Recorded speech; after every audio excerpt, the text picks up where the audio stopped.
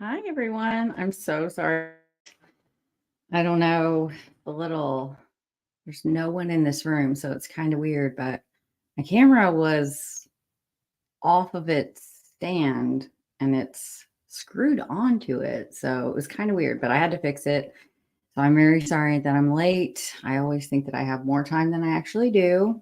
Um, but I had to eat dinner after work. So I was doing that. And then I came in here, Anyways, tonight is a very important to me and obviously to the family and loved ones and those that have covered the case in the past and that care about Rosemary Rodriguez.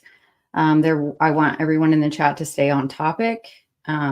Rosemary and this case is the topic for tonight, so we're going to stay on that. We have a lot to cover. You know how I am. When I do something, I do it very OCD. So I had this earlier, what was it? No, it was on Sunday. Gosh, time flies. So on Sunday, Art of Deduction, True Crime, and myself he had me on his show, which the link to that is in the description. I covered a lot of this on his channel. So he also hosted one a few days before that, which is also in the chat or in the description of that video. And he hosted Miss Linda, who is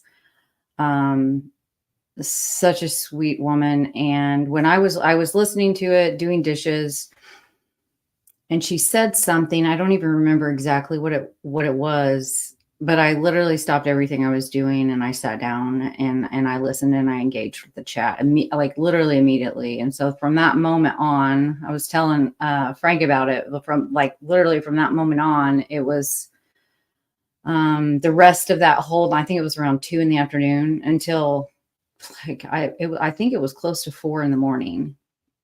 And then immediately, and I've been doing it all this week, on and off. But these types of cases are close to my heart because of the things that Rosemary went through in her life they align with my friend that was murdered by her husband. Her name was Angie Warnock. His name was Joe Warnock. And when I heard Miss Linda talking about Rosemary and the things that she had gone through, it was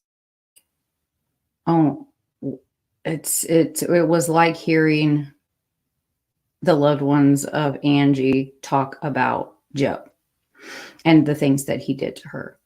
And just there is such a strong pattern in domestic violence, and the woman may change, but the pattern of I'll be showing it later. Well, actually, I'm going to do it first because I want you to, as I tell Rosemary's story, I want you to be able to identify the statements made along the way by her family members that help you to identify it's called the power and control wheel. It's on the domestic violence hotline, but it basically kind of here's the signs. This is what the dynamic is. Here are the signs of it. And as Miss Linda was talking, that's what I was registering with Angie, of just like all of the things that led up to that moment of death. And while we can't bring Rosemary back, even though if time could be erased, that's exactly what her family would want and deserve. But justice needs to be served, and I don't understand why more is not being done. I emailed the district attorney in Gregg County this week. Of course, didn't hear back. But I will continue, probably amp it up to some phone calls this week. But I think that her family, and they deserve a statement from the prosecutor in Gregg County and the law enforcement in Gregg County. There's been nothing.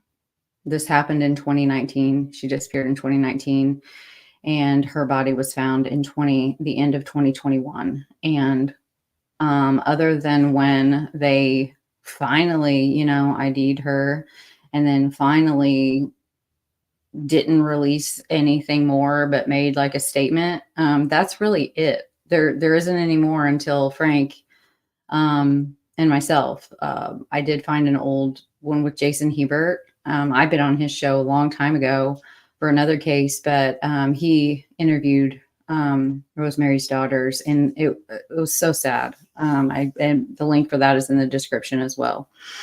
So I want to say, Miss Mendez, hello. Oh, thank you so much. Thank you so much. You did not need to do that. I appreciate it though. Collateral Damage, hello. That name, Collateral Damage. It's very fitting, because in all of these cases, the collateral damage or the fallout of murder is left with the collateral damage in its wake. And it continues to affect the friends and family members of the murdered, missing. It doesn't just stop. It really never does. It's a never ending. There's a split. You have your life before murder entered your realm, and then you have the life after murder entered your realm, and it just literally splits. And whether it is missing, unsolved, adjudicated, appeals, parole, you see what I mean? And the delay is heart-wrenching for these families, and they are the collateral damage. They are the victim, the by proxy victims that are alive, that have to go through this every day. And so I want, we always remember to be respectful of them. Hello, Johnny. Hey, Art. How are you? Hello, Serena. Good to see you. Yes, it is. It is. There is I forgot to grab the link. I feel so bad. I will. Help me, Frank, if I'm Unsolved. She was on the first live on Frank's channel, Unsolved something uncovered. I will grab her link, but she made a beautiful video that gives you a clear and concise case review that's not super long. And I will grab that link and put it in the description. She did a great job. And that's what it takes. That's what we can do. I don't have a big channel. Frank is still growing as well. But if we all work together, we can create a change. Like Mother Teresa said, you can only do what you can do, but if we all do that together, we can make a great difference. We can really impact and help move something forward, because we all know how it works. I mean, let's just be real. It is pressure, and that pressure comes from the press. So if we smaller can start putting pressure on the press, then major press gets involved. And then guess what? All of a sudden you get press conferences and solves.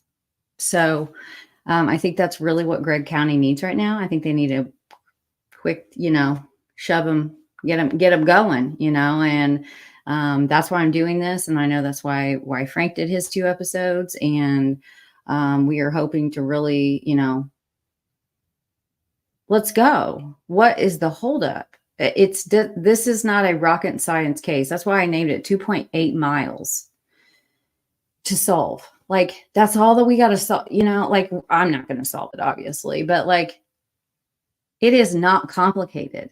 What is going on? Why is this case still without an indictment? And that's exactly what I asked the prosecutor. Have you impaneled a grand jury? What is the holdup? And Are you related to his lawyer by chance? Because I know Moore is super common, but you know, both of the last names of Moore, the former DA, is now his defense attorney, and then the DA in there is named, his last name is Moore as well.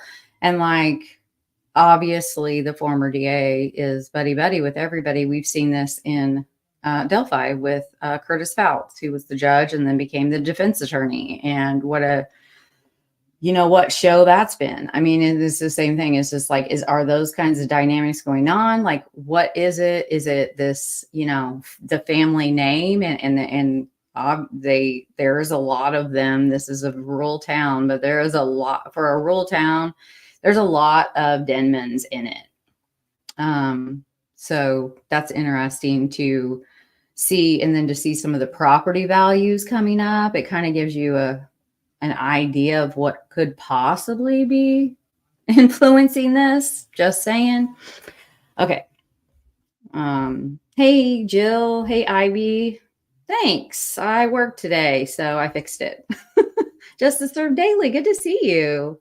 Jenny Messer. Hello. This is Jenny, my mom, Franciscan. I want to thank you so much for everything you guys are doing. Oh, you're very welcome. You're very welcome. Hello,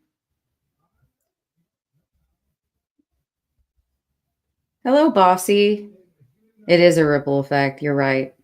Fluzzy B, good to see you. Hey. Hello, new friend. Good to see you. GP. Hello, love. Unsolved crimes uncovered. Okay. Thank you, Frank. I was gonna mix those words up. But wow, Digger Dave, so good to see you guys here tonight. It's been a minute for some of you, and I missed you. Yeah, together. Everyone in Chiefsmore. Yep, better together. We really are. And obviously, you guys all know how I've made myself clear on that. There are people that we are better together with, and then there are people that we are not. And so be careful of, because we have a responsibility to not only the victim, but to the victim's family, and to cover these cases with them in mind and at the forefront of our mind always. So whomever we decide to defer these cases to and to try to get coverage, we want them to be above reproach, to not be the channels out there that are engaging in victim shaming and victim bashing and family accusations. That is not helping these cases. So yes, there are some people that I will never, ever work with. But there are a lot of us that we can work together and we can make a difference. And that's what I hope to do tonight. Yeah, I'm sure you did, Frank. Oh, thank you. Ah, yes, Detective John. Yeah, it's a good one. All right, so without further ado, we're going to jump into this because like I said, I have a lot. I've created a Google Earth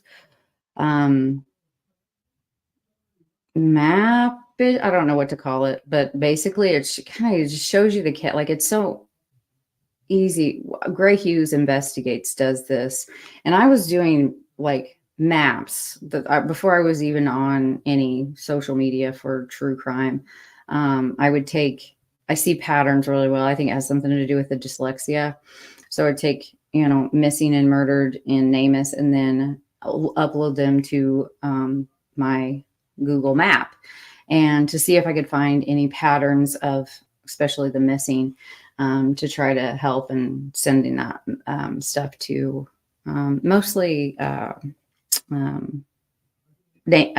is it called? The Murder Accountability Project. Great man. So that's kind of where I started. And then I watched Gray Hughes do the Google Earth, and to see how much more you can do. So then I started entering in all those names and transferring them over, but I've gotten good at it, but I think it really helps. And I think it's just it's a good way to kind of help everyone to see just how little 2.8 miles, and why 2.8 miles is very significant to this case. But we're going to start with, hey, Amy.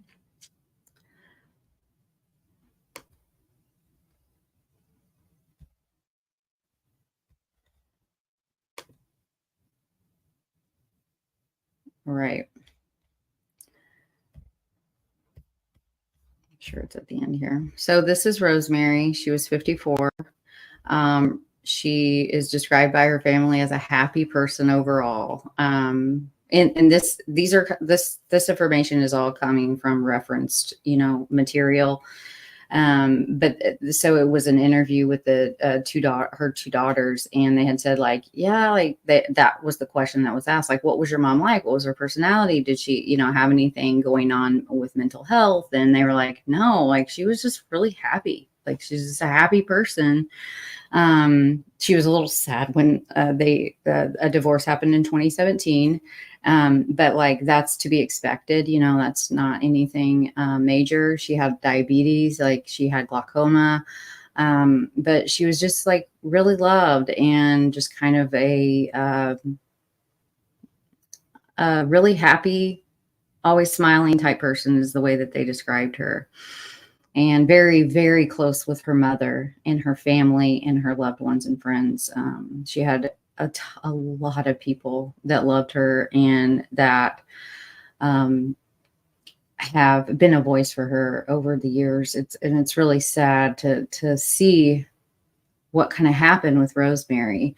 So she meets Curtis in September on Facebook. I know it's Facebook, but the daughters had said that they met on Tinder. Like, so, she's a year out of being divorced, trying to get back out there. She meets this guy.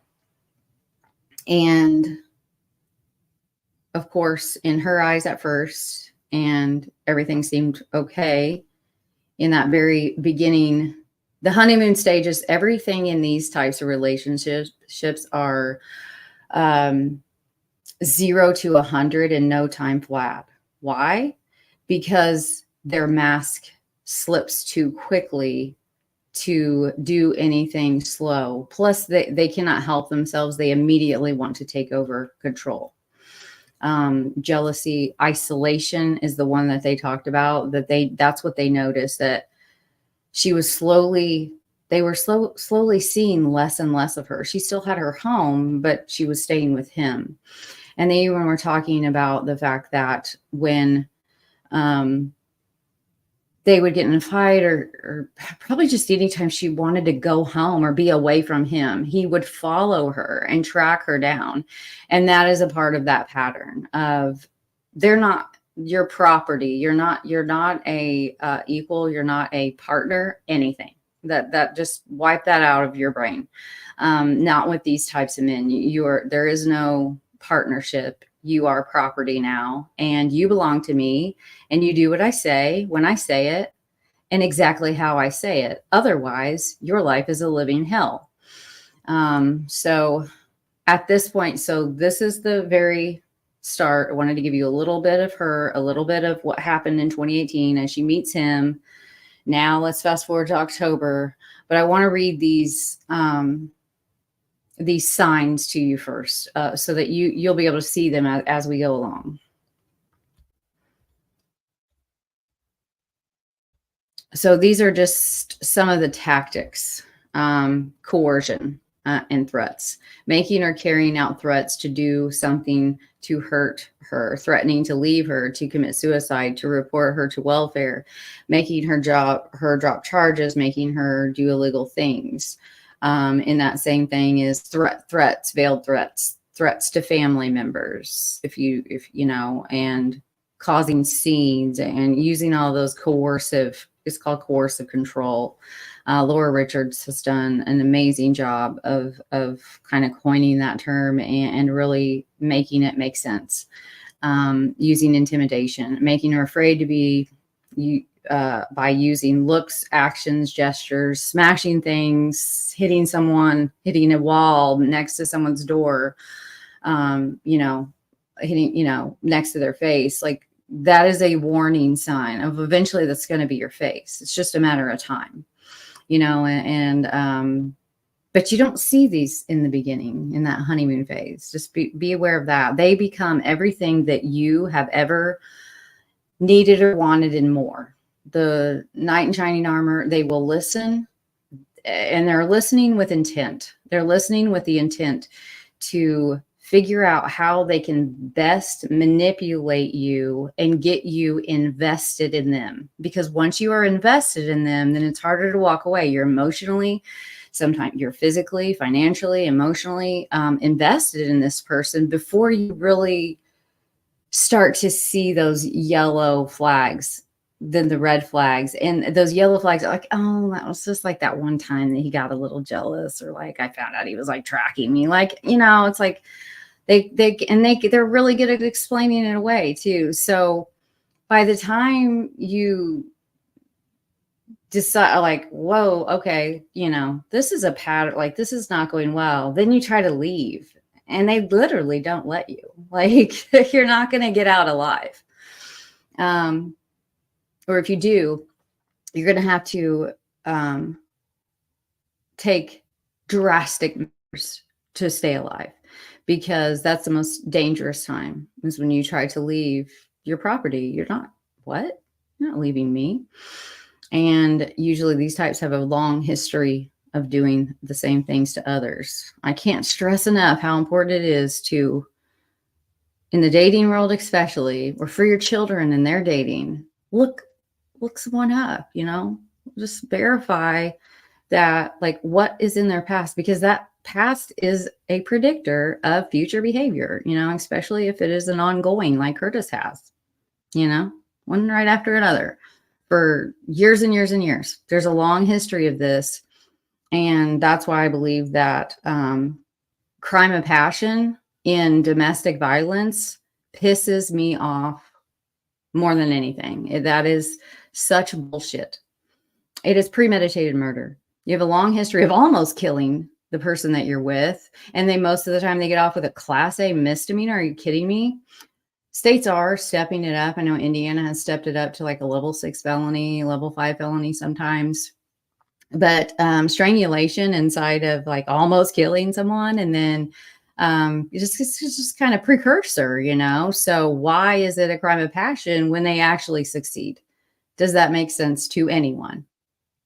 It's not. It doesn't make sense. It's irritating, and this should be felony 1, murder. You did this with forethought. Like, you've done this before, and now you're doing it again, and this time you just succeeded. So it's like, sorry, I get on a soapbox on that one.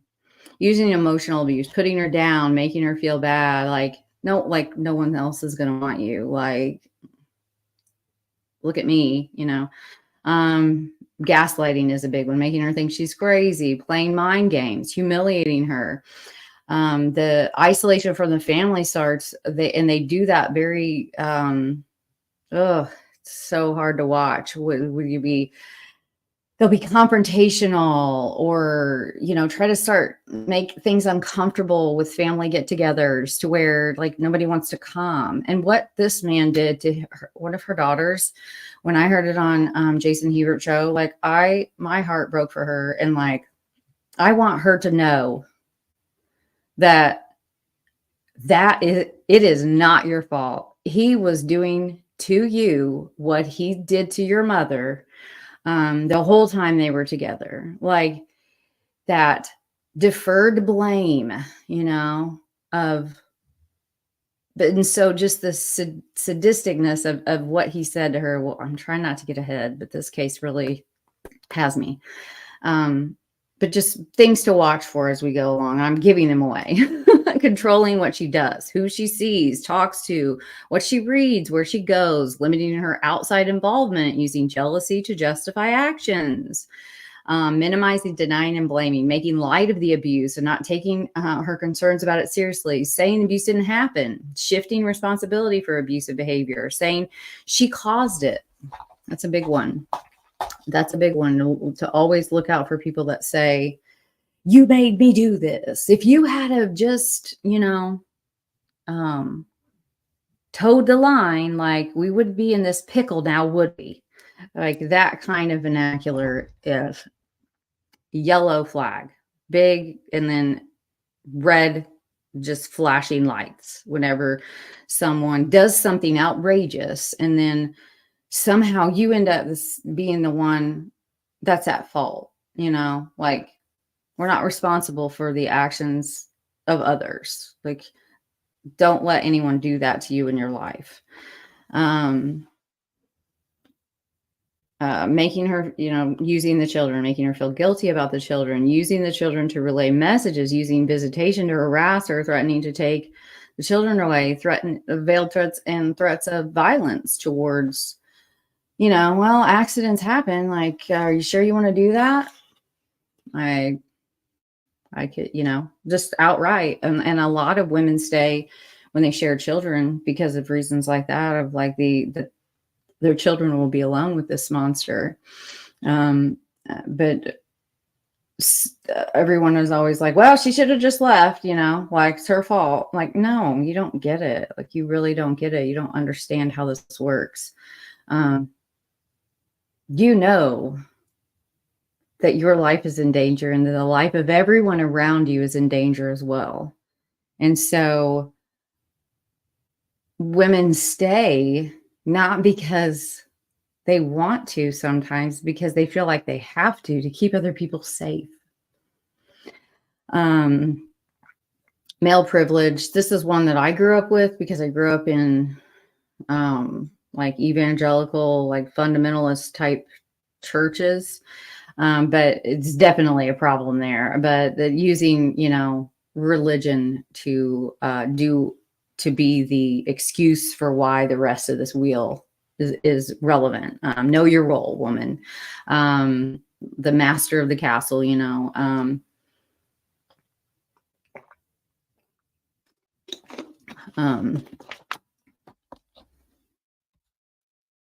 so that's kind of the wheel.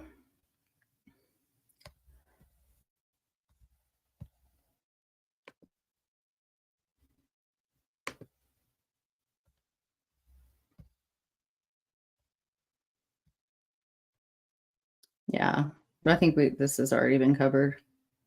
Yeah, destroying your belongings or your home. Those are some good ones. Threatening looks and actions, insulting your parenting, threatening to harm or take away your children or pets, pressuring to use drugs or alcohol, pressuring you to have sex or perform sexual acts you're not comfortable with, controlling finances in the household, just a lot. So just wanted you to be aware of those as we go through this. And I forgot to pull the chat up on my phone, so give me 1 second.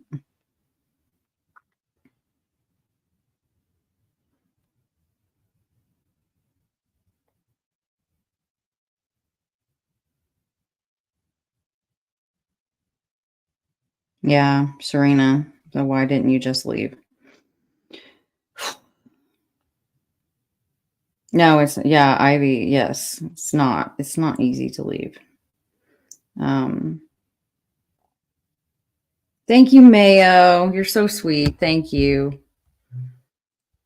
Hey, Gray Pill and Pigs Fly. Good to see you. Monica, hello.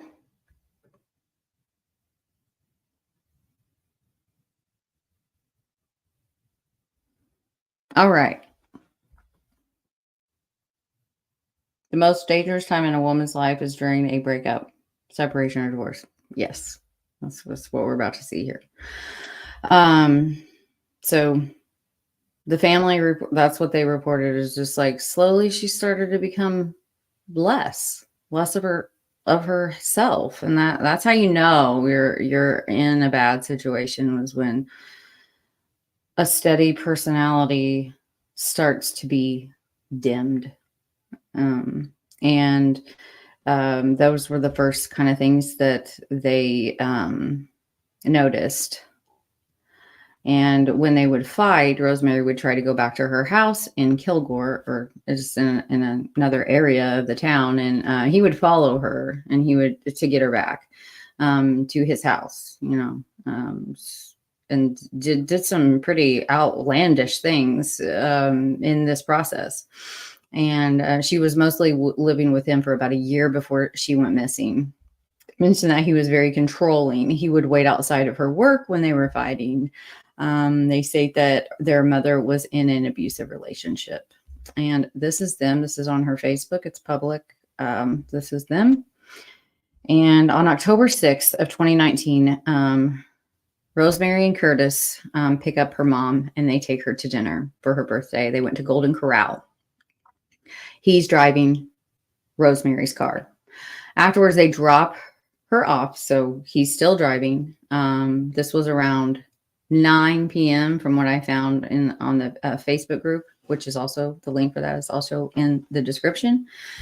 And then they head towards Curtis's house, which is where they were both living at that time. And that is, so the last time that anyone saw her alive that loved her was her mother around 9 p.m. on the 6th.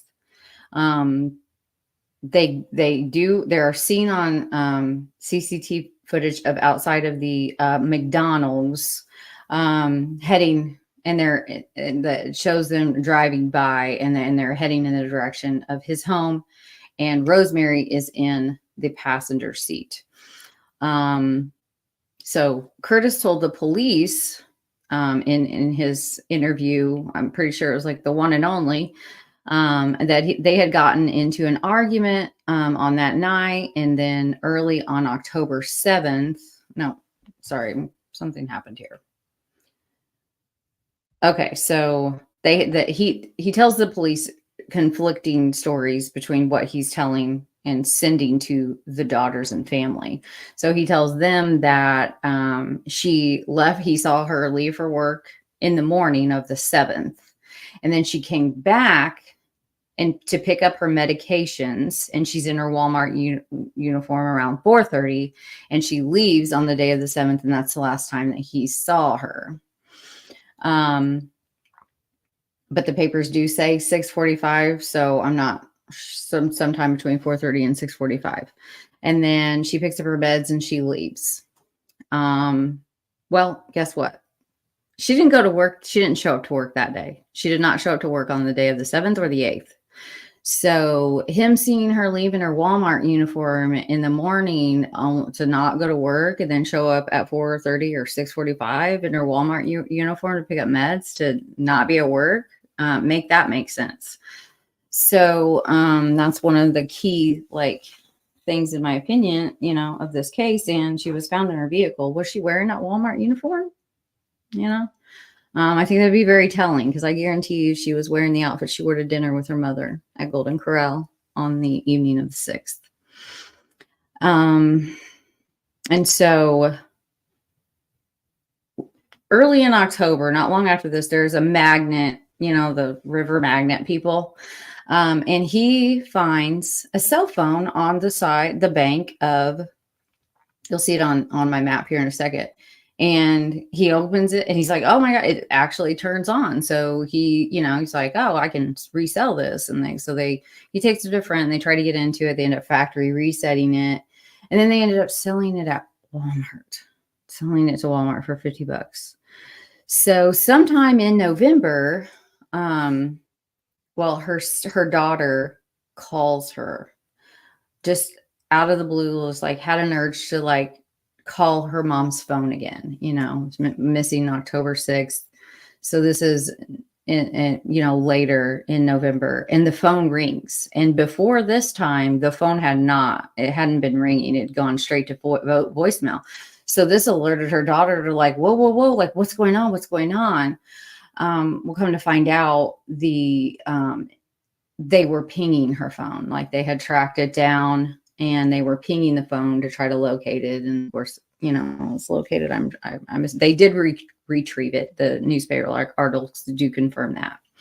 So the daughters were thinking that they probably got in a fight after leaving her mom's house. And they thought that maybe one of them could have thrown the phone out of the window while they're crossing over this bridge. So they're like crossing over this bridge, and then they're seen on, on the McDonald's camera, and like maybe that's why how the phone ended up there. But the phone was recovered. You'll see it on the map here in a second. But she was in the passenger seat still, and then they had gotten so. He said, I got all of that. So she drove away in her bright green 2014 Chevrolet Sonic. Wait till you guys see where this car was found. And then at another point, like the daughters, like they're trying to, this is what was so sad. Her daughter called, it's like, well, like she lives there. She calls him. Finally, he answers. He doesn't answer right away. Then she tries to track him down through his sister, which he lives on his sister's property. And then she calls him. He finally answers the phone. And then, she was like, my mom didn't show up to work yesterday or today. This is on the 8th. They reported her missing on the 8th. Because her coworker had, like she hasn't been to work for 2 days now. Like what's going on? And then they're like, what? And then, they call the person that she's living with. And when he finally does answer, he's like, oh, well, we got in an argument about you not coming to dinner with us. You and your husband not coming to dinner with us. So she left and I haven't seen her since. So to her, he's, got to, displace blame there of like, if it hadn't been for you not coming to dinner, then we wouldn't have gotten in a fight, which when you look back on it, he knows what he's done. So when you look back, like, wow, that is horrible to say. So he says, haven't seen her since that night we got home. She left. I figured she was coming to you, like to her home. And so, yeah, conflicting stories there. Very conflicting. So what's going on with that? And then he stops responding to the investigators and hires a lawyer immediately. And so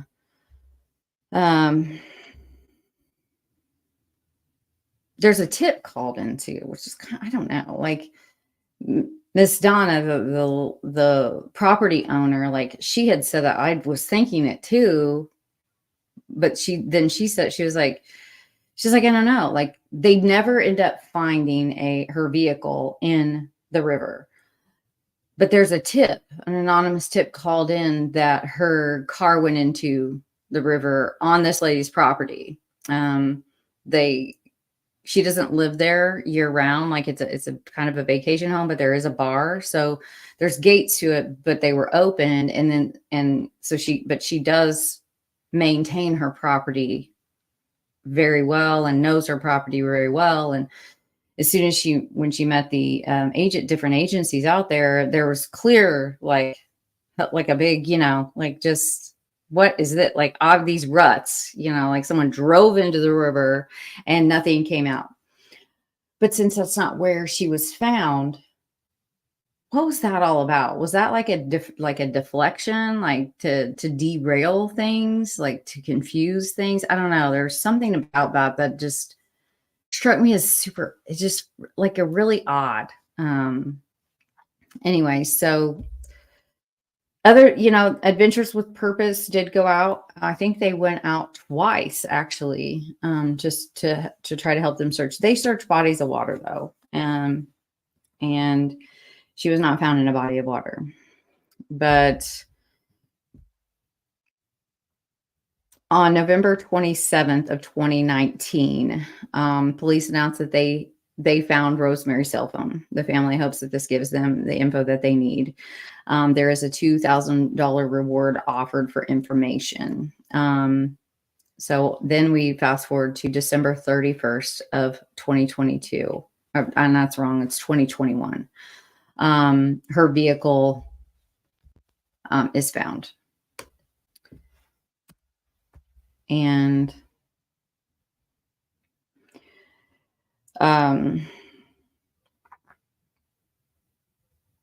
her vehicle is found 2.8 miles from where she is last said to have been seen. So they hadn't quite ID'd her. They ID'd her in February of, why do I have 2020? No, that would be 2022, right? I get that. That's so hard for me. I don't know why. Yeah. Okay. Yeah. And she's positively identified on March 30th. They say the investigation is still ongoing. The car was found. It was hidden in the brush, not just like she drove off the road. Like it's not that kind of a situation. And the cause enough is unknown, and we're awaiting the reports. And then that's it.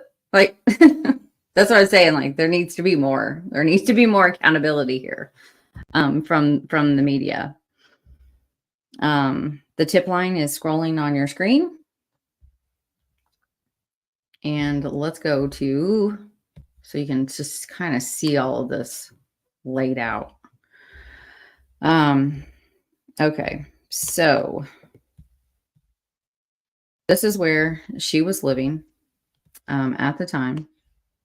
It is a large property. It is assessed at around a half a mil, owned by not him. It's owned by his sister, who it appears like it was a part of a divorce settlement. So he's just squatting on his sister's property, basically.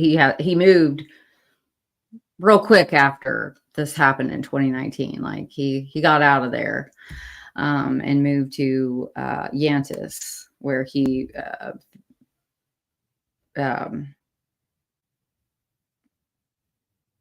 yeah. So this is the property. You'll see all kinds of lines. Those are all the different pathways that we're going to look at. So on October 6th, they leave from his house where they were both living, and they go, there's a couple routes that you could take. The route that goes by the McDonald's camera is this route here, though. And so we don't know. I mean, I never take the same route home and to and from places. I don't know why, but I don't. Like, I don't know if other people do that or not, but like to work, I take one way to work and then I take another way home. I literally don't know. So I'm assuming that a lot of people just kind of take the same route to and fro. But it doesn't really matter. They leave from his house and they go pick up her mother at her home, and it's here. And then they pick her up and they go to Golden Corral for dinner. After dinner, they drive back to her mother's home and drop her off, last seen by family members, loved ones. And then they are seen driving. This is their route that they would likely take if you follow this pink line, and then where the blue line picks up. So the cell phone, you see, this is the natural way of them just getting from mom's house to home. This is the natural path that they would take in order to pass by this camera. So her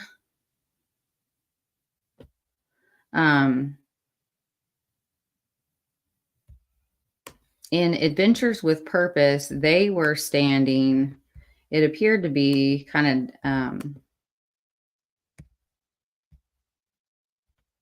of down, yeah, like down here.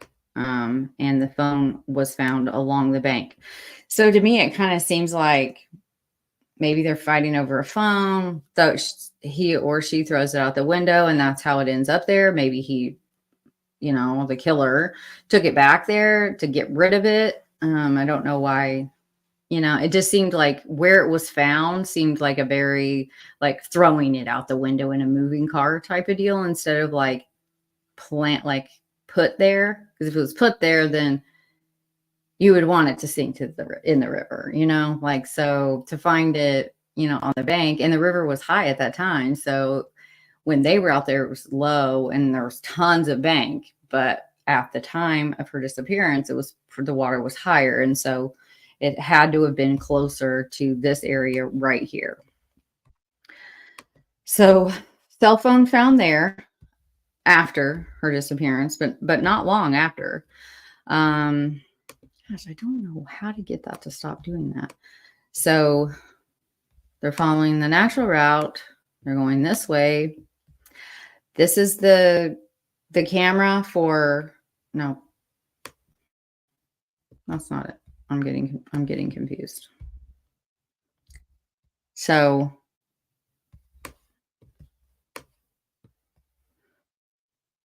I'm going backwards. That's why. So cell phone found. They're still heading home.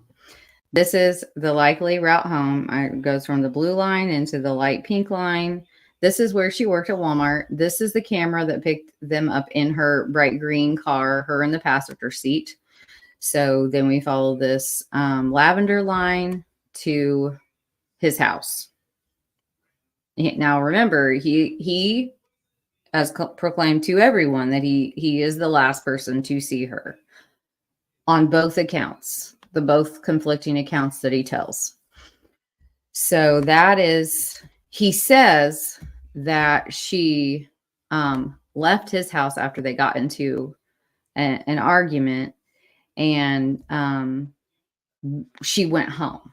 So I wanted to figure out where her house was to see what route she would take. Is where her body was found a natural route to get back to hers? And just in case someone tries to say that she was able to drive her car off into the bushes far off of the road. It's not. Any of the longest route to her from his house to her house, since he says, I assume she was coming home to you. This is the likely route she took because her house is here. But this was the shortest route to her house, this blue line here. And this was an alternative route to go straight up and then over. Okay. Her body was found here. I'm going to show you something before I do the, look at this. Does that not look like a car? Like literally right there. Like, I know it's probably just like a artifact, but it looks like a car. And then when you do this, going back in time, this is on September 21st, of 2021. Okay. This Google Earth time machine here. This is January of 2021. Oh, so about a year before she was found. Yeah. What is that? Like that? I don't know. It's probably an artifact, but if anyone has like Google Earth, you know, and they've seen this shape before, like, please, like, what is it? What is this?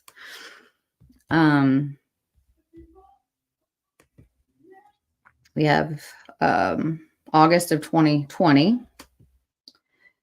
In April of 2019. And I think those are blurry. So not on her route to anywhere. It is 2.8 miles from the place and with the person and the place that she was last seen alive. Her and her car are found here.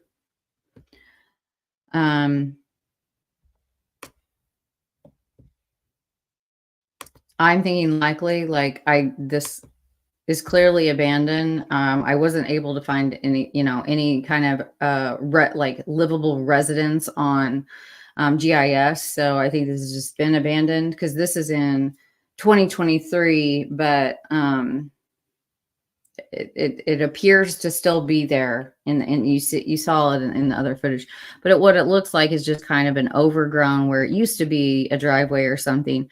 So it kind of makes me wonder if, you're driving by, you're thinking like, what am I going to do? And then sees this, quickly drives back in here, and then just drives the car as far as it'll go until it ends up being stuck in something, and then because she wasn't found for 2 years, likely the brush just continued to grow around the car. And so to me, I was able to semi-verify that this is likely, like, because you saw them, I put it on there, the news lady was standing right here. Oh, there's a guy out there. She was standing right here. And then on the day of, they had this road blocked off, and the news station man, he was standing down here at this stop sign. So just to, again, give you a view of just how close and going nowhere her car is found. And obviously with that amount of time going by, there is no, she's likely skeletonized, depending on the conditions. Obviously this is Texas though. So October, to October of 2019 till December 31st of 2021, you're likely in an advanced stage of decomposition, probably close to being skeletonized remains, or sometimes in the right conditions. There could be other variations of that, but I think that them not being able to find an exact cause of death, like blunt force trauma to the scalp, like obviously they're going to be able to see that on her remains, but ligature strangulation, not so much, and a hyoid bone, but with this just state of decomp, and the hyoid bone is not broken or not, like it's not a surefire indicator of strangulation to a medical examiner. Obviously if it's like broken in the middle and like you're discovering this through an autopsy, with the removal of flesh, but even skeletonized, there are things that so it's not surprising to me that they weren't able to definitively establish a cause of death, but this is considered a criminal activity.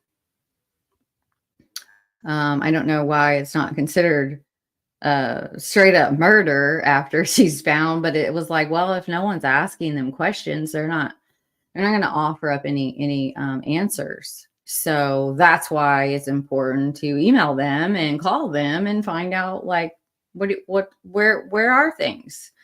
Where are we here? And some very important things to me in order to have like probable cause to search, to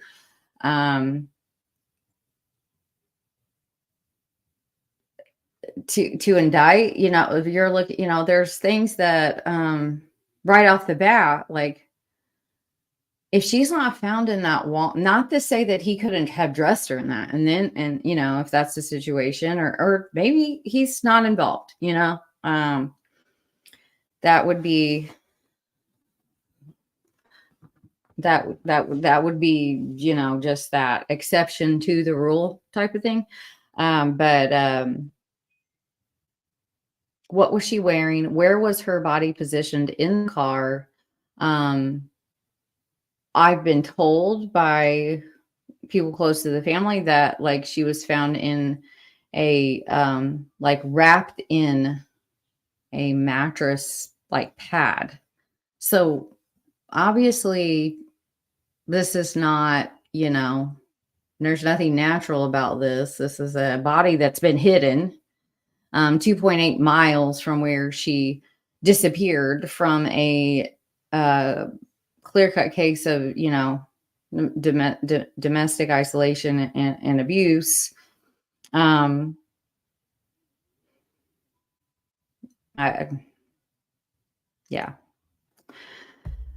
The reason why I am talking about him, because you guys know I don't normally do this, but he has been named.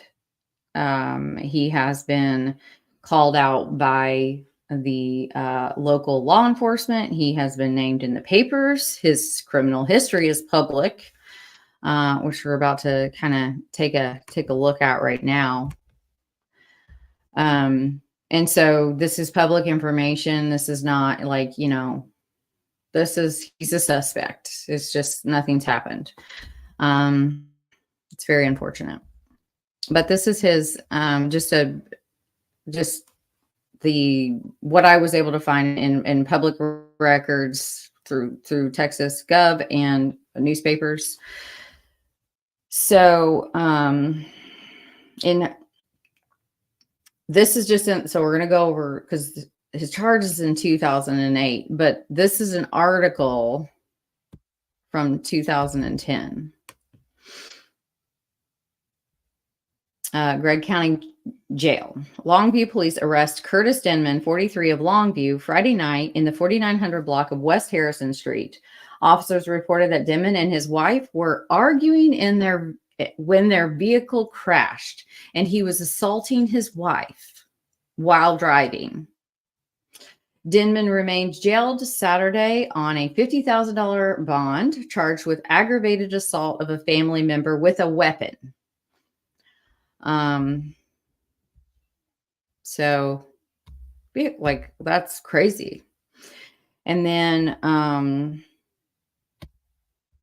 there's a warrant, Curtis Wang Denman, 410 South Point Road, Kilgore Police Department, issue a warrant, for unauthorized use of a vehicle. This is in the same case on Friday. So there's that. And then this is April 23rd of 2011.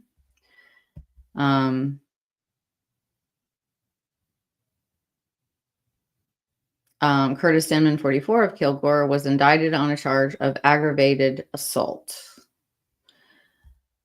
Since I think this is a new one, because it says indicted, he was already indicted, and then he was arrested for that. So I think this 2011 one is a new one. I think what's happening with his cases is what I see in the Indiana courts is they're deferred or converted, and you don't like. And plus, Texas is all locked down. Like, I had to pay for just to search his name, like just to get a search and like a preview of his case. I had to pay for it, and then I couldn't find where you can buy like purchase the doc. They're usually like $1 a piece, and I've done it a lot. Sometimes they're free because a lot of it is automated now. In the Indiana, it's free unless they're not automated. But I was expecting to find something like that. I deal with that with Alabama, and I didn't. It just has just a preview, and that's all I get. So it's hard for me to understand the lingo of Texas versus, their, the way their court system do it, and the way I'm used to Indiana and Alabama and other states, but it's hard for me to follow. But from what I see, it's called a deferment. So it's like where a case just gets, they get put on probation, they violate probation. And so sometimes they're opened as a new case, and then the old case kind of gets enveloped into the new one, so you don't actually see them all. That'll be relevant here in a second. So he divorces his wife in May of 2013. That was in the paper. I'm not going to show these.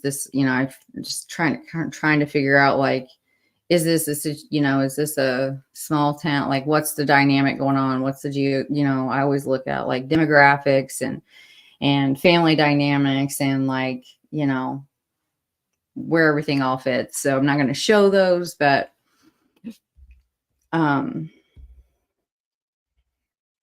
so on May 15th of 2018, and I have the documents here, so it would have been put together. Curtis Denman, 51 at this time, of Yantis, was arrested for abandonment, endangerment of a child, criminal negligence, assault, causes bodily injury of a family member or household member, impede breathing, circulation, and terroristic threats. Deputies were dispatched to, I think there's a article on this. Or just I guess it's just a.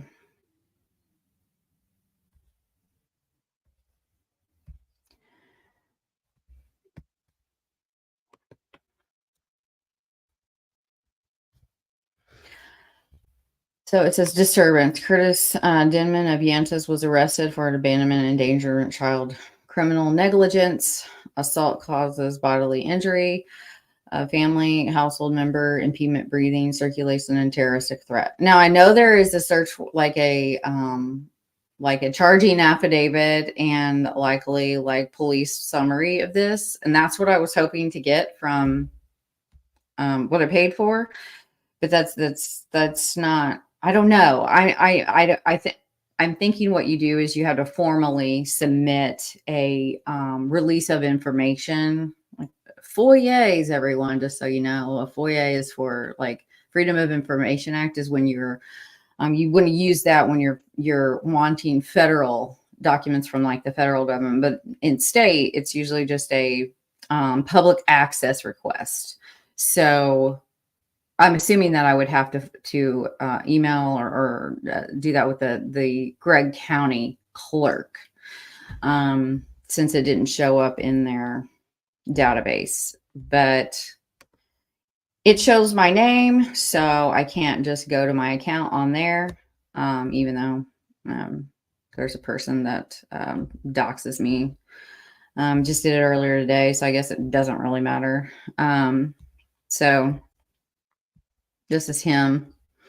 This is from 2008. He 6'1", 265 pounds. I'm not sure why he has so many birth dates. That didn't much make sense, but apparently that's a thing. News to me.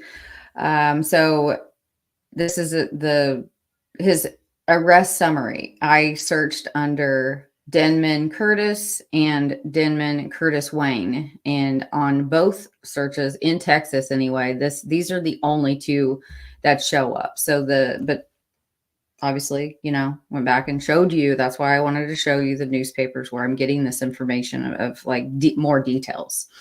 So this 2008 is in Gregg County, and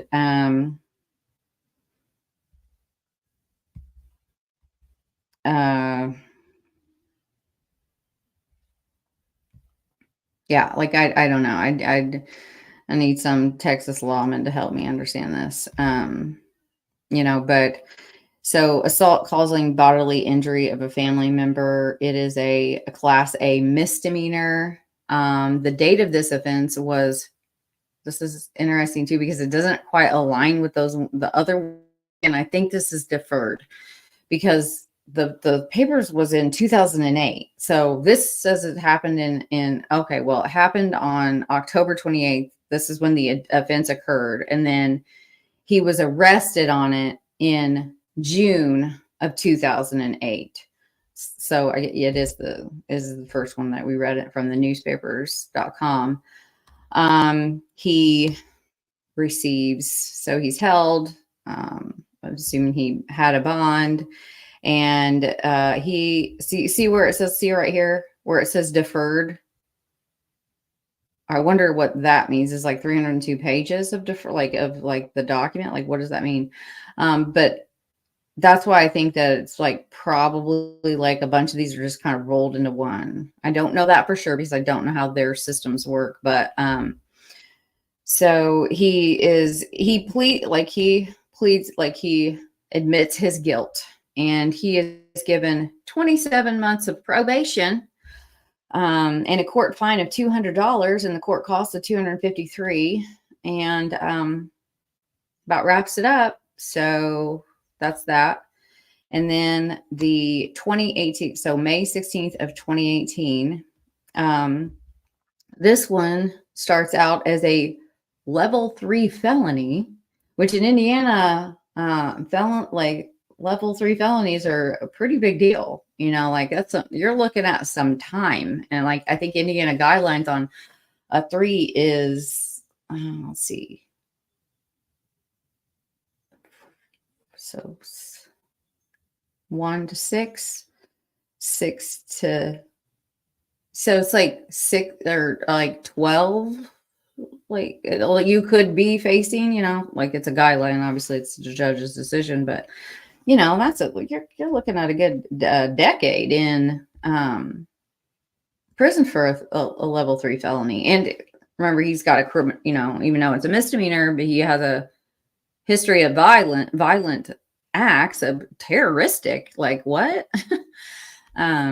So then this happens, and then from newspapers, like they're not going to make up that information. Most of that comes from, you know, the local releases of information from like police reports and things like that. Like that's real. That really did happen. So I think his criminal history is likely more extensive than this. And so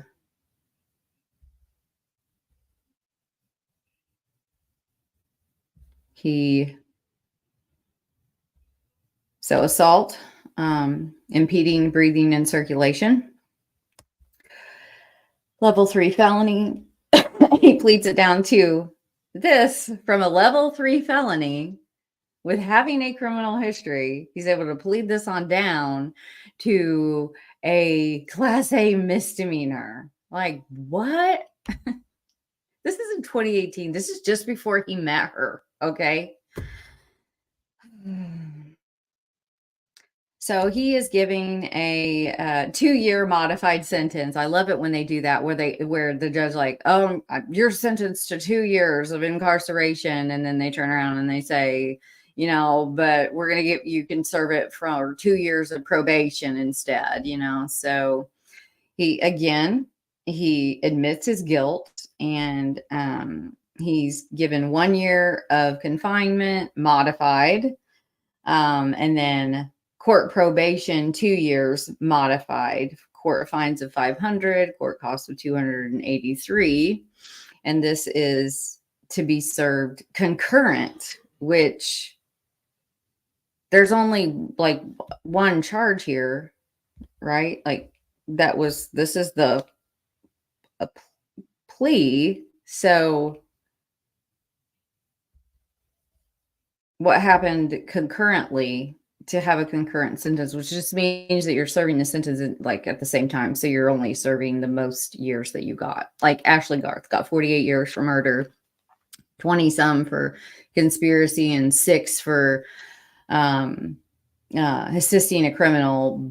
But in all reality, like, she's only serving 48. So consecutive is when you gotta do the time for this, and then you gotta do the time for this, and then you gotta do the time for this. I think concurrent is a waste of money and time. I don't understand it. Because the money comes in when it's a jury trial and you got to prove conspiracy, you know, whatever the other charges are. But so that takes a lot of money and time to do that. And if a judge is just going to give it like concurrently to serve, like, what is the point? This doesn't make any sense to me. Anyways.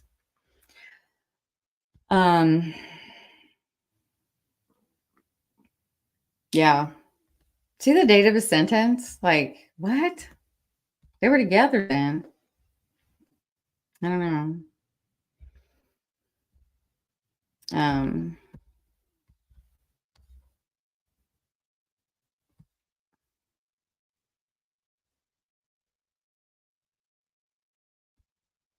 I wanted to highlight her page before we close out tonight. And the link for this is in the description as well. but I wanted to go ahead and grab it and put it in the chat.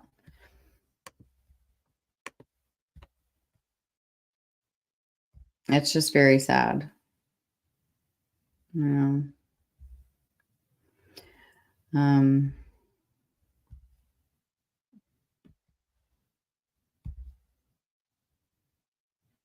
Yeah, it's a memorial page, but you know, it's always nice just to let the families when I put links for things, like I don't want you guys to go and just like spam it and but just to, you know, like people still care, like words of encouragement, just something like that. So that is all I have for you guys tonight. If you have any questions, drop them in the chat now. Otherwise, we are going to be done. I wanted to keep it at an hour, so I'm proud of myself. I had a lot to cover there. I am going to have some emails with family, and I would like, you know, I've done a lot of talking, and we've done a lot of like looking at, you know, stuff today. And any family member that wants my research and the links to all of those newspapers articles to have those for yourself, and we print them off to, if you want access to the Google Earth, I can create like a short little video where I just show that, and so that you guys can have that. And then you can, you know, I can open it up a little bit more and kind of look at more things if you want me to do that. But I want you to have like any of that information in the research document that I created. I know I've shared it with a couple family members as of now, but if anyone wants it, just reach out to me in email. It's coldtruthpodcast@gmail.com. This is your loved one, and that's like your information, and you can use that in any way that you see fit. You know, if you want to copy it, you know, like use it to write, to petition, for other podcasters or YouTubers to use. I will come on their shows like I did with Frank and cover her case. Just reach out to me and let me know, and I do need a few days to research that person that I would be going on a live with, but I am more than happy to do the same kind of thing on other people's channels to spread the word, just so you know. So okay, yes, Erlinda, I sent you a link for it. I don't know that you've accepted it yet, but you should be able to view the document. It's a Google Doc. But let me know if you weren't able to, and I'll try to see what's going on my end. Oh, you're welcome, Amy. Thank you for being here. Yeah, check that. I'll double check after I end here, but I'm pretty positive I sent you and Miss Linda the link to that document. And feel free to just send me the email of whomever else, like if, like, say the sisters would like, you know, to see what I was able to find, or they want like the links and to be, you know, with the newspapers and stuff. Just give me their email, and I can add that email to that document so that I can just share it directly with them, and you guys can, you know, definitely have all of that information. coldtruthpodcast@gmail.com. So I started out as a podcast. I didn't plan on doing the YouTube thing. But the podcast was too hard after COVID. Like, it was fine during COVID because I had all this time on my hands. And then it was like, I don't have time to write a script, record interviews, put it all into a thing, and then make it sound good, and then put it out. Like, I just could do it. So this is what I can do to still be of any kind of help that I can. So thank you, Johnny, for being here tonight. I appreciate you, man. Pigs Fly, thank you so much.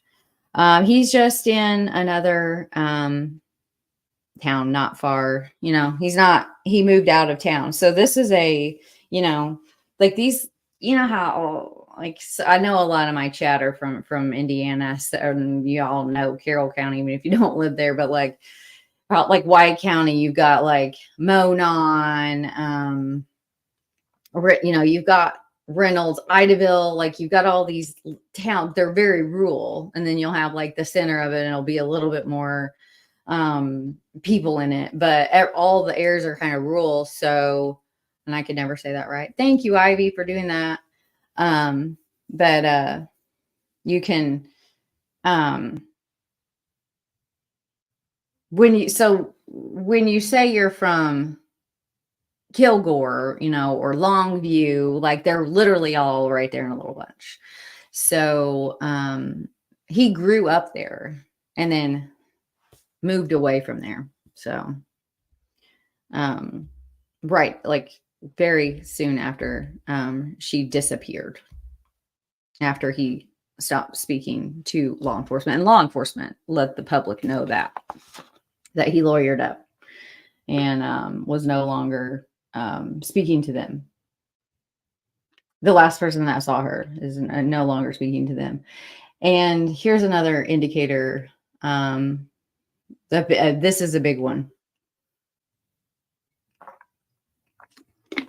And to add more collateral damage to this tragic story, one of her daughters, her husband is in the interviews with Adventures with Purpose, and they go to her house, and they're standing out there, and he is talking, and he made a hit you right in the gut sinking feeling comment. And he said, like he had a clear pattern of behavior. They would get into it. She would try to get away from, just probably just want to breathe. They smother you. They do not want you out of their sight.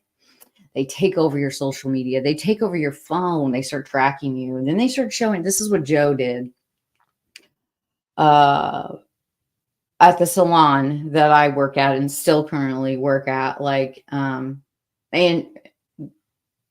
Angie worked there, and I worked downstairs right by the staircase, and she worked upstairs right by the staircase. Okay. So I first start there, and this guy is standing in, you can basically turn left and like hang your coat up on a rack. So, not a lot of space. And then you can turn right and walk up the stairs. This isn't like a foyer or anything. This is just like a stairway, hallway, like super. So there's 2 dryers here. There's 4 stations in this room, and then in the door leading into this room, and us 4 people that work there and our client. And then if any one of our clients was under the dryer, there's 2 dryers there.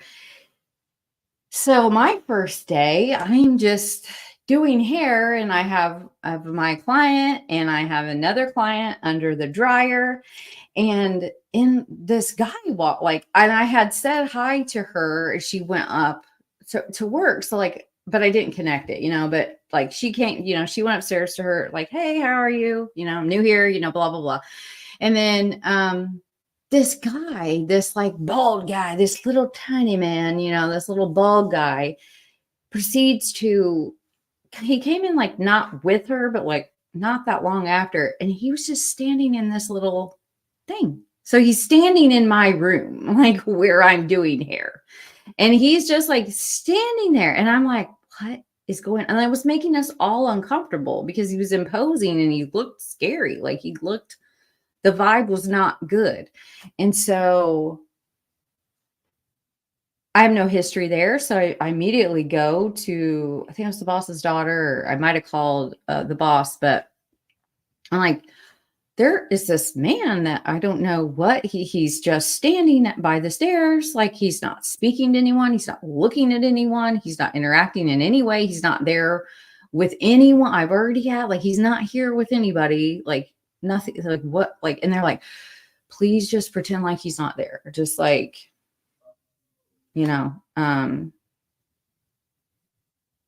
we're aware, and, so to avoid her being hurt by him, they would allow him to stand in the stairway. And it's like, well, this just really like, it's just not going to work for me. You know, like I get it. I really do get it.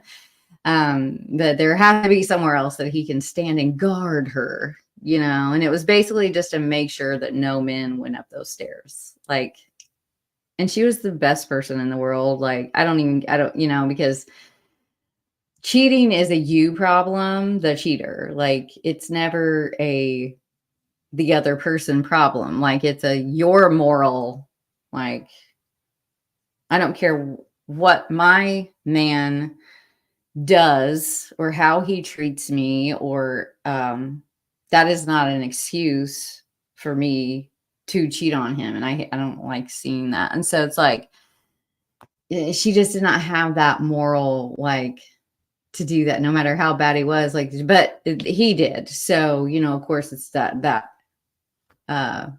they think that because they do, then everybody does. And that people don't have like that moral compass, just to not be a you know, a person with a long history of infidelity. Like, you know, that's on you. No one else. I don't care how bad your situation is. You can leave before you do that, you know. But so this guy, and so outrageous, like, he got more and more outrageous with each time this happened in this year. You know, this family went through hell. And like, he would show up there's where he shows up, and the brother, Miss Linda, if you're here, or Jenny, or I got confused on it before, so I'm trying to make sure the brother hit, like, the brother-in-law. So her son-in-law had to, like, literally, he was being so imposing and like attempting to be, you know, aggressive and violent, and I think enter into the home you know, without permission, and he had to pull like a gun on him. And so that is, you know, like, this was getting, you know, and so he had this clear pattern. He would fall, like, it was a known, you know, just like with Joe, he followed her, and then come to find out, people that were at the same gym with her, he used to do that too. He would stand outside of the gym right by the door, you know, and make sure she was, his property was behaving. And so, if your significant other is trying to control your social media and your relationships with others, take it as a giant red flag. Amen, Ivy. Yeah. And just remember, past behavior predicts future behavior until there is a significant change in that person. And then you cannot assume that their past behavior does not predict their future behavior until they have proven that they've changed. And the only way to prove that you've changed is time and action, not just words, you know? So when you see, like with this guy, I read all of those, you know, like, there is a clear pattern of behavior without really, you know, like, he keeps doing the same things, criminally confining, there's a vehicle involved, there's, you know, strangulation, there, you know, there's child endangerment there, you know, like, this is assault with a weapon, you know. Just because stuff gets pled down does not mean that it changes the magnitude of the offense, you know. So this is a guy that has a long and I guarantee you, if you were to talk to the ex-wife, to any girlfriends that he's had, whomever was in 2018, he's going to have done the same things to all of them, and he will continue to do that without change. And that's just the way this works with this pattern of behavior. And you just said it all. Morals, interesting, that good to have in a relationship these days. Not much of old love ways these days today. Men have 4 girlfriends and 2 wives, and on the side, a crazy world. It is, Johnny. Yeah. Yeah. So like a really good point. I mean, you could be whoever you want to be online, you know? I've never understood why anyone would upload a photo of them that's like clearly filter, you know, like run through every kind of, I would upload like a mediocre picture of myself. So that way, when I meet the person in real life, they're not just like, oh, like, what? You look like a Barbie in your picture and you don't look like that. If you do plan on meeting these people, like it's never made sense to me. I've never been on dating apps though. So those are a little bit before my time, but yeah, they do need to be held more accountable. They should all have mandatory background checks. Thank you. Yes.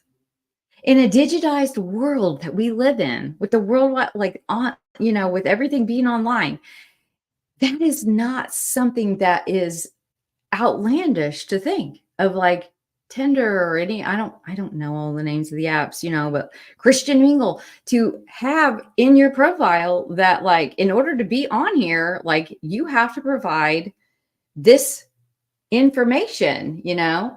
Like, and even if you have a record or whatever, doesn't mean that you can't be here. It just means that you're not able to hide it. But the responsibility is still with the person that is about to accept an invite to dinner and possibly a relationship with someone.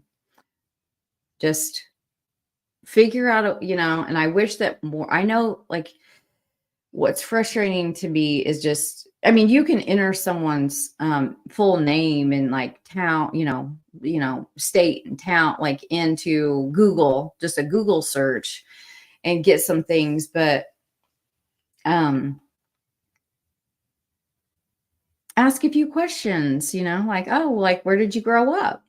Like, what town did you grow up in? Like, have you always lived here? Like, there's ways to ask for the things that you need to do a proper search that are not, you know, accusatory or things that you just wouldn't normally ask. Just ask him right away, you know, like, oh, where did you grow up? Like, have you always lived in this, you know, have you always lived here?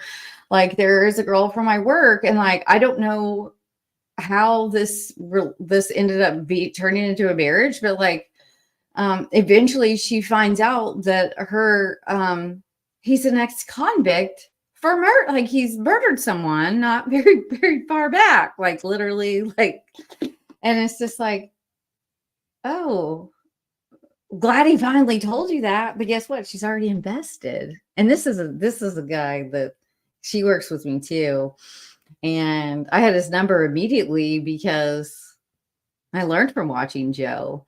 He just happened to pop in, you know, like all the time. Like, oh, I was just driving by and brought you a coffee. I was just driving by. I thought you might like a, you know, a bonbon. Like, get out of here. You are stalking her. You are making sure she's minding. Like, I got your number. I know who you are. It's a terrible situation, but they're very easy to spot once you know the signs. That's why I thought it was important to read from the domestic violence hotline information. But there's so many things that you can do now to really do your proper. One of my big things was the like a yellow, actually like just like a pale yellow thing. I didn't like date online or anything, but just like I got married really young. I got divorced just before 30. And, you know, like I didn't date online, but like I just went, like I went out on a date, like a proper date. And this guy was everything that I was. He would ask me a question like, what kind of music do you like? And I'm like, I like country. Like it was truthful, you know, like, and oh, I love country music. I was like, oh, what's your favorite song? Like, here's a quarter, you know, and I'm like, oh yeah. Have you ever been to his concert? And then like he could like like, you don't like country music, you idiot. Like, oh, did you grow up like, I was like, I grew up, I went to Christians. Oh, I'm a Christian too. Oh, where do you go to church? Well, I don't actually go. Like, oh, okay. That they've got everything in common with you but if you ask, investigative questions, you come to find out like they're just saying that. And that was like, I'm never going to do this again. Like, if someone agrees with me and they like have everything in common with me, they like the same movies, they do the same activities, like I like to go to the gym at that time before I got hurt. Like, I was a gym rat, and oh, me too. And like, then it came into jujitsu. I can't say that word. Like, I did, I could teach you some moves. I bet you'd really like it if you want to come back to my place. What? Like, absolutely not. Like, go back to your place and you teach me some jujitsu moves where you like roll around on the floor. Like, what? I got out of there right quick. And I ended up being right, because I did run into him later, and him and his brother literally accosted me for him taking me on a date and paying for it, like a proper date.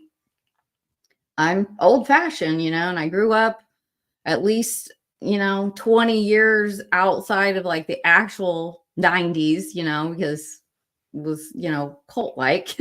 So we didn't have any, so I'm very traditional, and like, yeah, that's just how this works. And so he was mad that I had taken advantage of him. So his brother and him, like, and I didn't just like ghost him. I was like, this doesn't work for me. Like, I don't want to go out on any more dates with you. Like, I mean, I don't know how, like, that's pretty straightforward, but yeah, so I run into them and they like literally accosted me over this.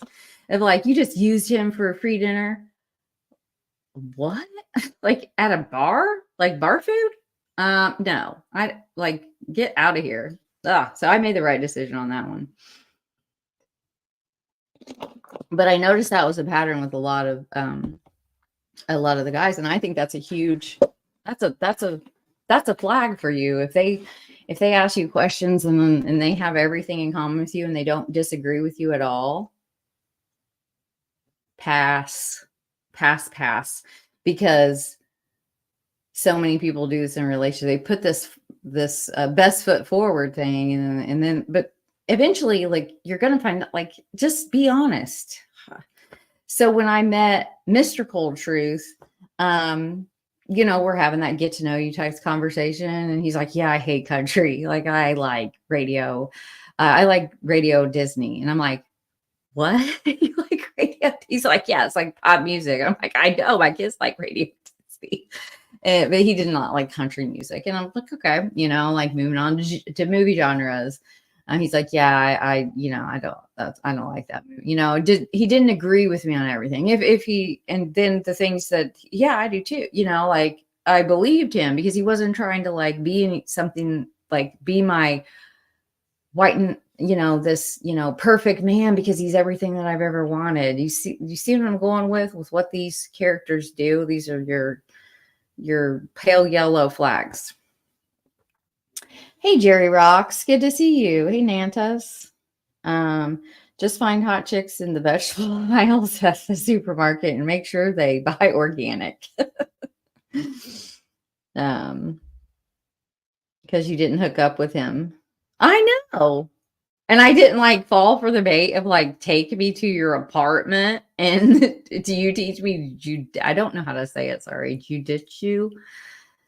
I don't know how to say that word. I think it's great. Like, I would like it if my daughters learned it I think it's a really good way for women to protect themselves. But no, I'm not going to go back to your house and you teach me and roll me around on the floor. Like, what? Crazy person. Could you please fill out this 6-page questionnaire and smash your thumb on the sink pad before we can go to McDonald's? Absolutely, Amy. You got to. Yeah, I can see that. I mean, you take a a third degree felony and turn it into a class A misdemeanor after having a history of similar offenses. Wow. Hey, I need your info for a background check. Yeah, I did. I did. I mean, he's like, what's your what's your full name? Because I'm going to look you up. And, of course I asked, like, you have a record? Like, he's like, no.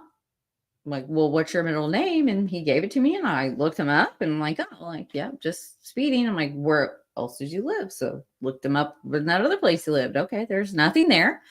And then moved on to even as little further along, but still pretty close to the front because you don't want to get invested. It's like, I need you to go to the doctor and like, yes, we're going to use protection, but like, you need to get some tests done, if you know what I mean. And then I would like to see that document. I don't know. Maybe I'm just like, that's not how anything really works, but that's what I asked for. And they don't want to give me that information or do that, then they're not willing to like prove, like, well, that's shady. And then like, if they're not willing to even like do something as simple as like, get tested to before you enter into a relationship with them. No, thank you. Like, I don't know. Nothing worse than, having a relationship and then you're left with, something that you can never get rid of again. And it kind of taints every relationship you would want to have after that. I just put together a little slideshow actually, for some college kids. Because I don't know. I don't think that, I think shock is the best way to get through, to them. And so I shocked the hell out of them. I found every horrible picture and I sent them all to them all nice and organized. And I get back, I'm never having sex again. I've never seen anything so gross in my life. I didn't know about this, so yeah, sex education is just like, yeah, do that, parents. Do that. Hi, Monica. Churches should do background checks on potential. Yeah. Yeah. Yes, they do. Yeah, you're right. Detective John says, yeah, well, we read that one earlier. Yeah.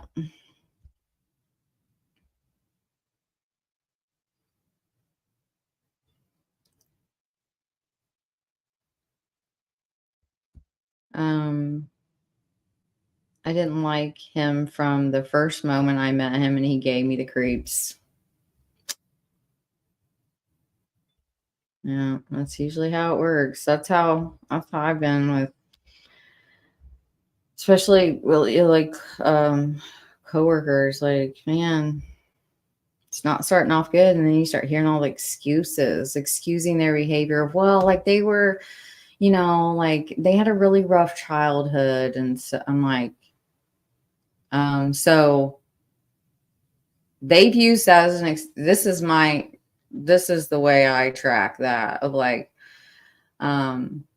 okay, so you have enough recognition to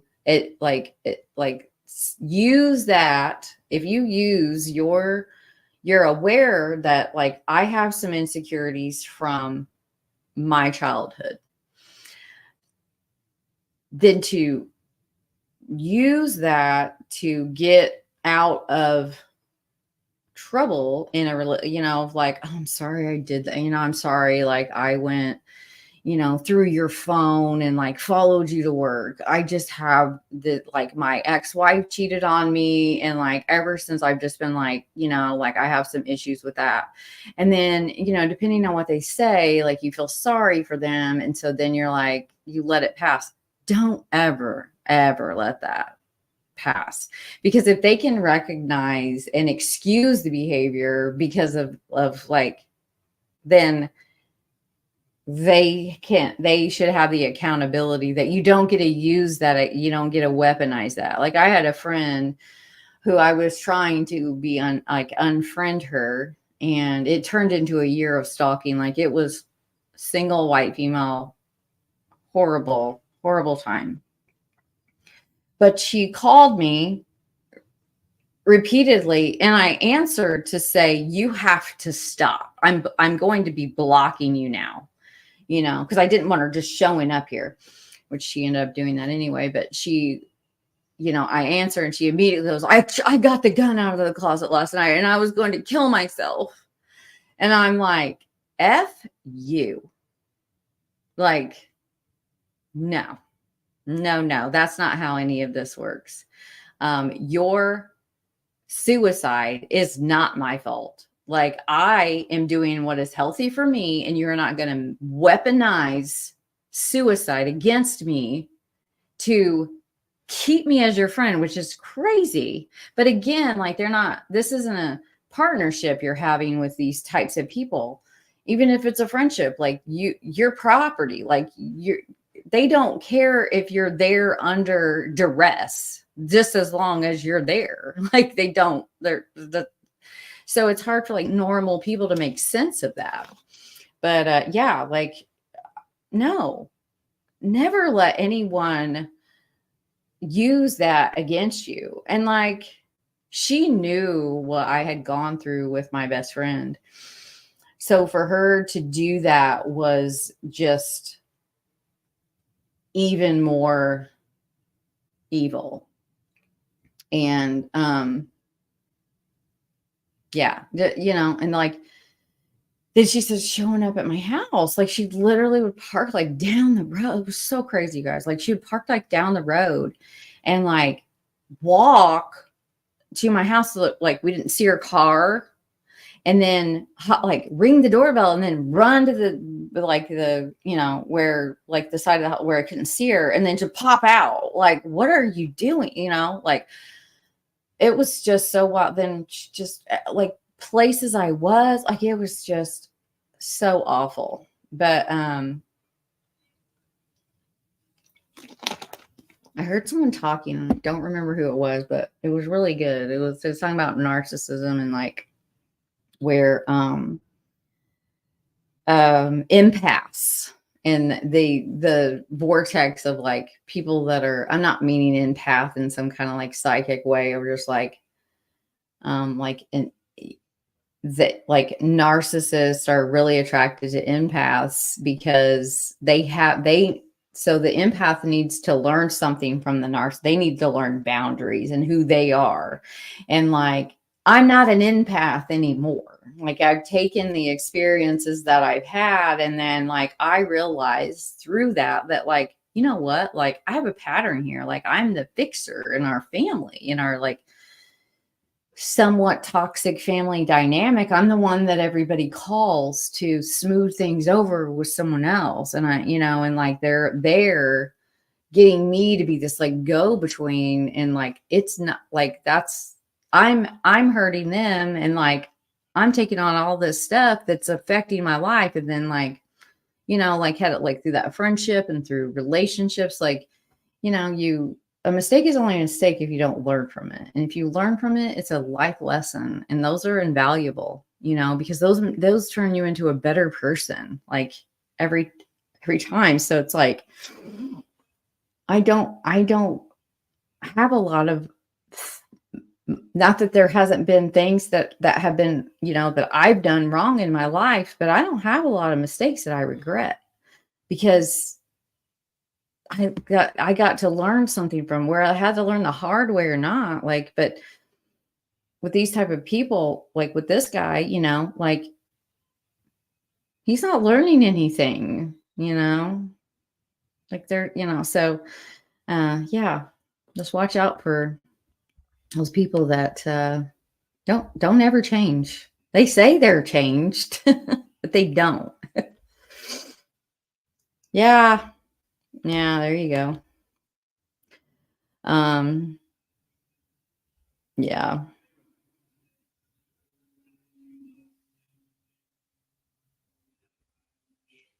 All right, guys. Well, now I've turned it into a 44 minutes longer than I wanted it to be when I was doing so good. Gosh darn it. But if I would like to continue to to to follow this case, and then I was thinking, I know I emailed you guys if you're interested of just coming on and like um telling us about Rosemary, of what she was like. And not only are you bringing, we can do just kind of a relaxed, chill, like discussion. We've got all the facts out there already. You can ask questions. We can look at things a little deeper if you want. The chat, people can, we can get to know Rosemary a little bit. And then also of just letting us know what you saw, because preventative real crime is something that I tried to do, because of um my friend,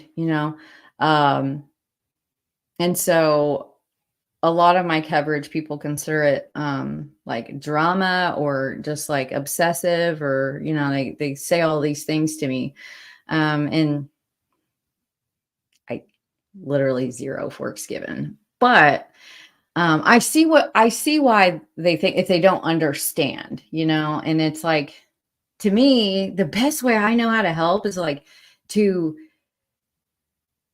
hopefully, like, maybe, if like one person hears this and they're like, they Google the person they're about to date or get into a professional or, relationship with, and then they like, whoa, like I'm not gonna just take her word for it, but you know, wow, like she proves a lot of this. Like she's not just like, she's showing this stuff. And like then I'm Googling, I'm like, oh my gosh, now I'm finding this like long criminal history with like confinement and assault. And like I'm not gonna go, and like I have helped save someone, at the very least, a emotionally draining, traumatic experience, if not their life.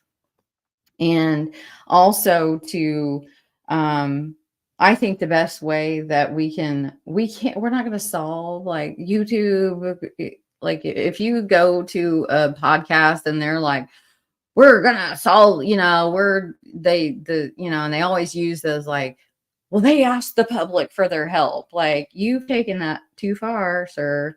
Like, not, they didn't mean for you to start a Facebook group and dive into the whole town's life. Like, that is not what that means. You're not going to solve the case. You're not a judge. You're not like, we're just people on YouTube. Like, know your role. And yeah, but we can raise awareness, and we can like, so if you're willing to come on and like talk about those things, that's very important to me. And I think it's important for future, possible victims out there to hear that. I would give my friends, and sometimes even my mom, the guy's name, picture, and other information. That's very smart. It was a running joke, but at the same time, being safe. Yeah, I think that is totally normal. All right, guys. Well, we will see about doing an open panel if anyone's interested, maybe tomorrow night, or maybe on Sunday night or Monday. Let me know if anyone's available to do that. And we will do that. And I will continue to, bug the DA and anyone else that wants to cover it on their channel. Please reach out to me, and I will come on, or you can have my information. But it was great being with you all. Thank you all so much for being here. Thank you again, Mayo, for the super chat, and for Miss Erlinda. Thank you so much for the super chat. I do really appreciate that. And I will see you guys all later. Have a good one.